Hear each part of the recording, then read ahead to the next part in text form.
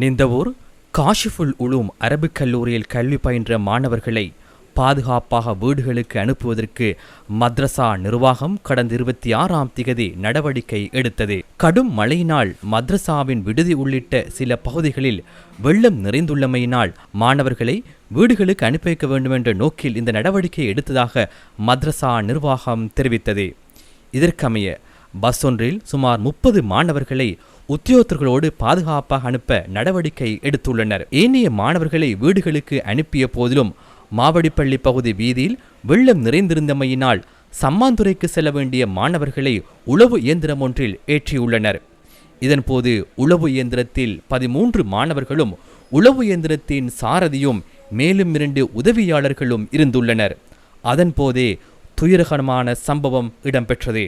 மாவடிப்பள்ளி பாலத்தினை அண்மித்த பகுதியில் உளவு இயந்திரம் கட்டுப்பாட்டினை இழந்து கவிழ்ந்து விபத்துக்குள்ளானது.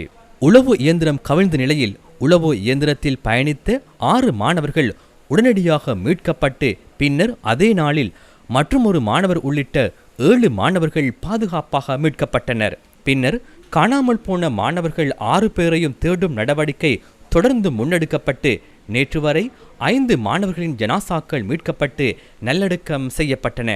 இந்நிலையில் காணாமல் போன 6வது மாணவனின் ஜனாசா இன்று மீட்கப்பட்டது. உளவு இயந்திரம் விபத்து இடம்பெற்ற சந்தர்ப்பத்தில் காணாமல் போன 6 மாணவர்கள் சாரதி உள்ளிட்ட மற்றொரு ஜனாசா உள்ளிட்ட 8 பேரின் ஜனாசாக்களும் மீட்கப்பட்டன.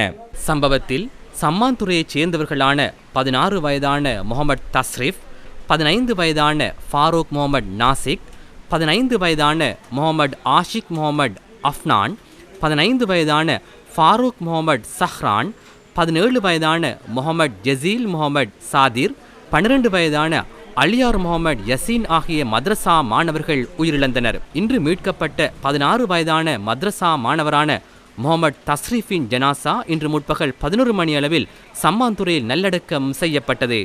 மாணவனுக்கான ஜனாசா தொழுகை சம்மாந்துறை தாருல் சலாம் மகாவித்யாலய மைதானத்தில் நடத்தப்பட்டது. ஜனாசா தொழுகையில் ஆண்கள், பெண்கள், சிறுவர்கள் என பெருந்திரளானவர்கள் கலந்து கொண்டிருந்தனர். இதன்போது விசேட துவா பிரார்த்தனையும் இடம்பெற்றது.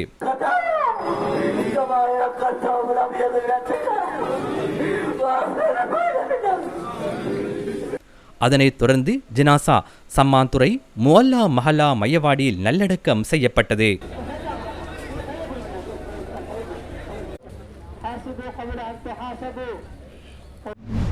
சம்மாந்துறை காரைதீவு மாவடிப்பள்ளி பாலத்துக்கு அருகில் உளவு இயந்திரம் ஒன்று கவிழ்ந்து 6 மத்ரசா மாணவர்கள் உயிரிழந்துள்ள சம்பவம் தொடர்பில் கடந்த வியாழக்கிழமை 4 கைது செய்யப்பட்டனர்.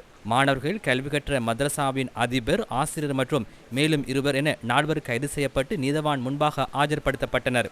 இவர்களில் மத்ரசாவின் அதிபரும் ஆசிரியரும் எதிர்வரும் 2ஆம் தேதி வரை விளக்கமறியலில் வைக்கப்பட்டுள்ள நிலையில் ஏனைய 2 பிணையில் விடுவிக்கப்பட்டுள்ளனர்.